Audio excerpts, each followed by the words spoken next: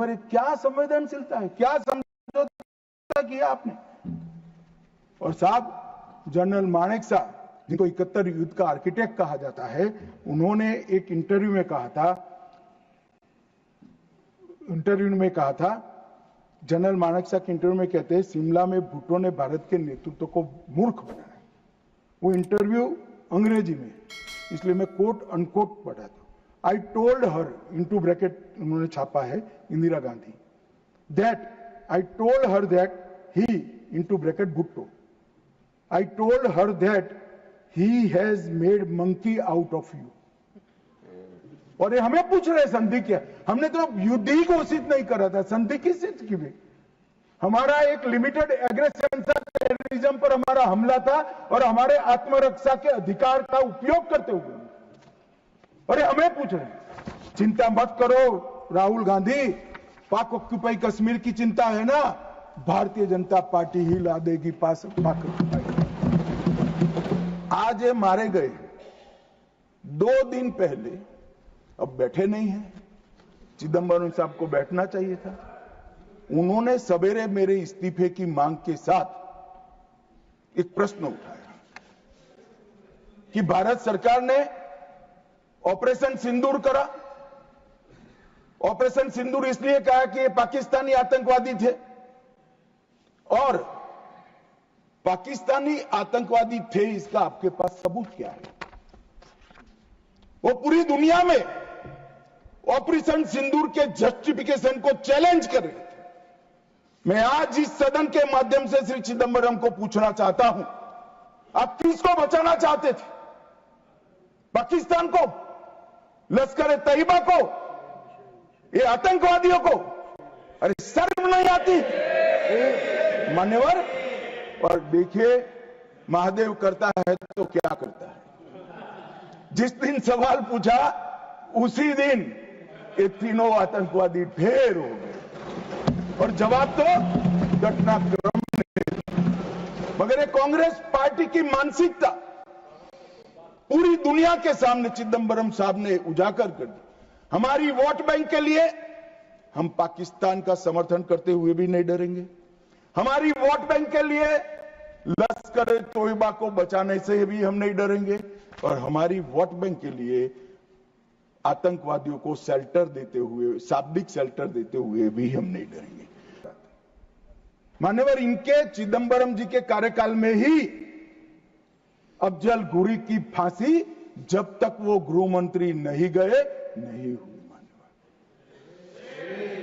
बंबई का हमला, बंबई के हमले के बाद आज ये दिग्विजय सिंह चले गए हैं, उन्होंने कहा है तो आरएसएस ने कराया था। मान्यवर, ये क्या बोल रहे हैं, किसके लिए बोल रहे हैं, किसको बचा रहे हैं, क्या कहना चाहते हैं?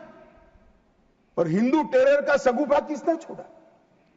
मैं आज दुनिया के सामने, देश की जनता के सामने गर्व से कहता हूं कि हिंदू कभी टेररिस्ट नहीं हो सकता। बंबई का हमला, बंबई के हमले के बाद आज ये दिग्विजय सिंह चले गए हैं, उन्होंने कहा है तो आरएसएस ने कराया था। मान्यवर, ये क्या बोल रहे हैं, किसके लिए बोल रहे हैं, किसको बचा रहे हैं, क्या कहना चाहते हैं? और हिंदू टेरर का सगुफा किसने छोड़ा?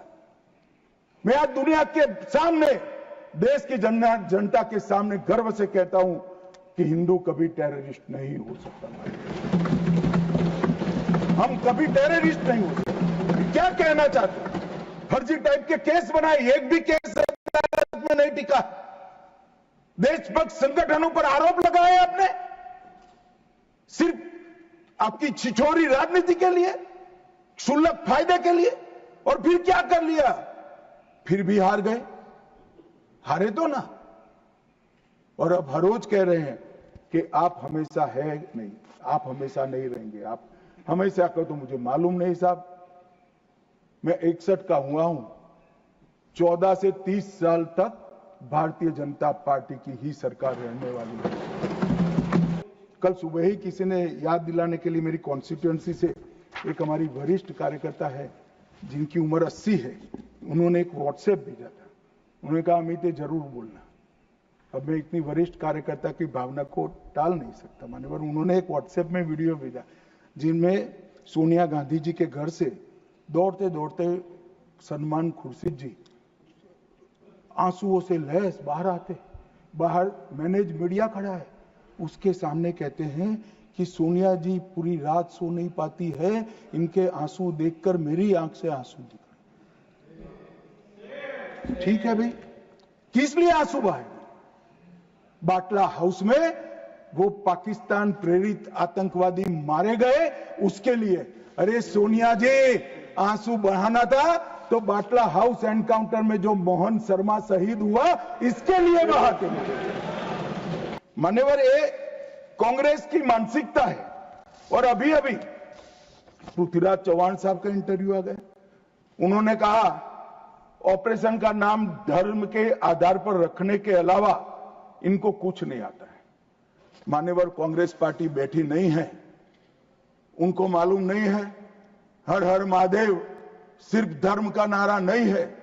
शिवाजी महाराज ने जो मुगलों के खिलाफ लड़ाई लड़ी, स्वतंत्रता की लड़ाई लड़ी, और शिवाजी महाराज की सेना का युद्ध घोष था हर हर महादेव। और ये प्रतीक है, ये प्रतीक है हर प्रकार के भारत पर के हमले का, भारत की संप्रभुता पर हमले का, और भारत की सीमाओं पर अतिक्रमण के जवाब देने का। और मैं आज यहां से चौहान साहब को भी कहना चाहता हूं कि आप क्या नाम रखना चाहते थे, क्या नाम रखना चाहते, उसका जवाब दीजिए। मान्यवर, ये पूरी चीजों को हिंदू मुस्लिम के दृष्टि से देखते हैं, वोट बैंक का एक खेल।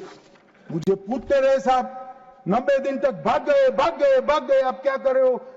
25 दिन हो गए, 35 दिन हो गए, 40 दिन हो गए, सिंदूर इसका जवाब नहीं, आतंकवादी कहां गए?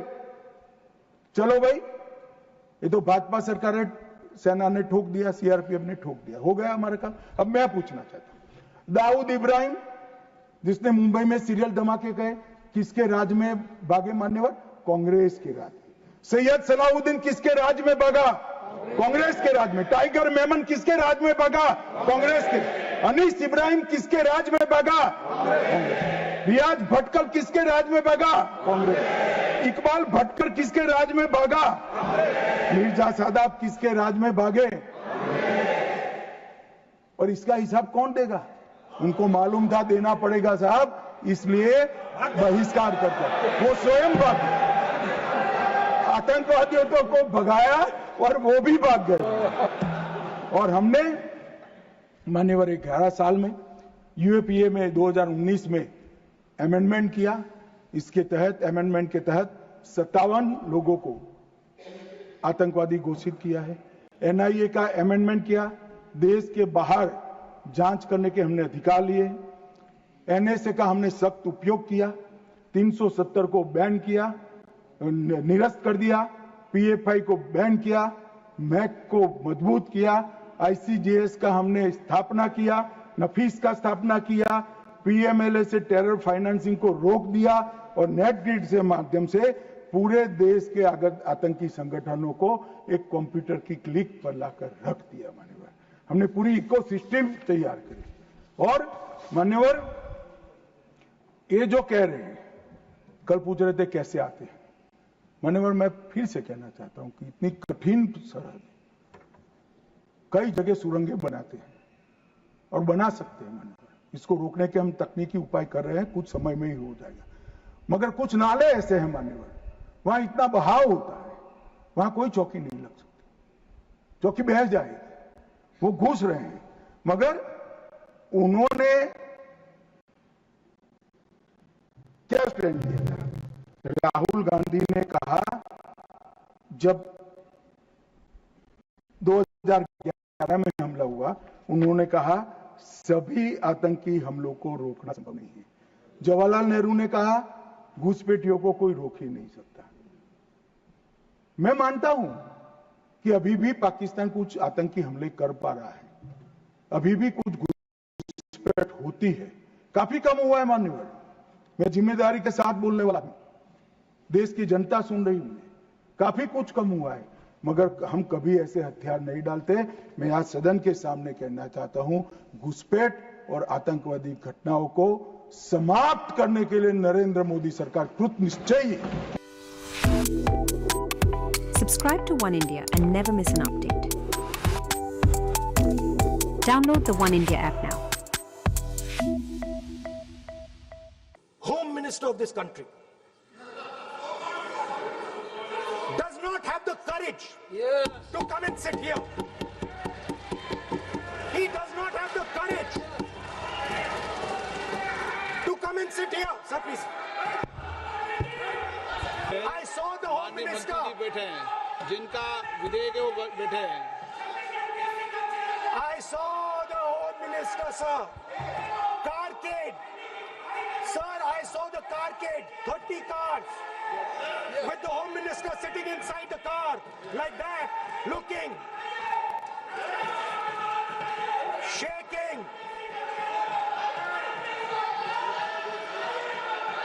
What is this, sir? Speaker, sir, why is the Home Minister not here today? The Home Minister is not here today because he's not here today because he is scared.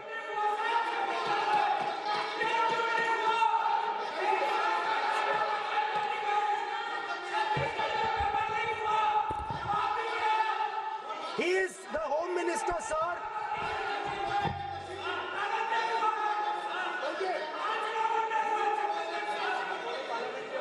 Sir बैठ जाओ।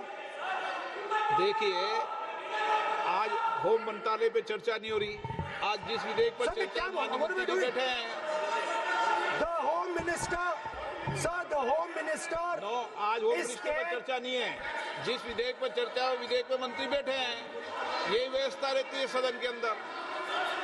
Sir, the Home Minister.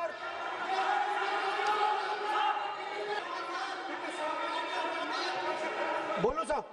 नहीं बोलिए आप, लेकिन sir the use मैं बोल सकता हूं सर प्लीज। मेरा मानना ये है कि आपने जो तथ्य किए उन तथ्यों में जब तक कोई पुख्ता सबूत नहीं हो, आपके पास कोई इंक्वायरी कमीशन किसी रिपोर्ट नहीं हो, ऐसे शब्द कार्रवाई में नहीं जाना चाहिए। बोलने तो दीजिए सर। अब बोलिए ना, बोलने दीजिए सर। कौन मना कौन कर रहा बोल, लेकिन बोलने के अंदर आप कोई तथ्य बोले तो सदन में बोल रहे हैं आप, सदन के बाहर और सदन के अंदर। मैं बोल सकता हूं सर। हाँ बोल सकते हैं आप सदन के। बैठाइए सर इनको। Speaker sir, the use of force can only B authorised by the home minister. It can not be authorised either by the home minister और द प्राइम मिनिस्टर। ऐसा नहीं चल सकता सर, ये स्पीकर सर उचित नहीं है, सदन की गरिमा के अनुकूल नहीं है sir. And our system is terrible. It's terrible. It's cruel. Lakhs and lakhs of rupees are taken from the poorest people. Everything has been privatized. Paper leaks.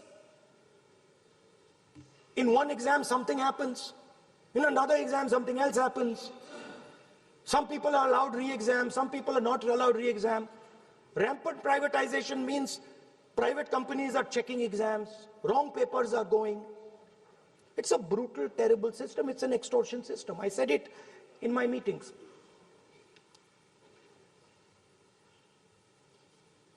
And it's a system that has been captured. It's a system that has been captured, the soul of the system has been captured by the RSS. This structure, every single university in India, the students should know this, and I'm saying this for them. Every single university in India today has a vice chancellor from the RSS. Dharmendra Pradhan is a symbol. Your real enemy is the RSS. Keep it in mind. They are the people who are not letting you be students. They are the people who want you to be andhbhakts. And this is a reaction from the soul of India that is saying under no circumstances Are we going to become your andhbhakts? Are you going to define our future? Under no circumstances are we going to listen. And this is a beautiful expression. The amazing thing to me, the amazing, fascinating thing to me is that the parents of these children did not have the courage to face the BJP. The parents of these children did not have the courage to face the RSS. And yet these children, brave, imaginative, powerful, stood there and faced whatever you could throw at them. I've got some experience. I'd like to say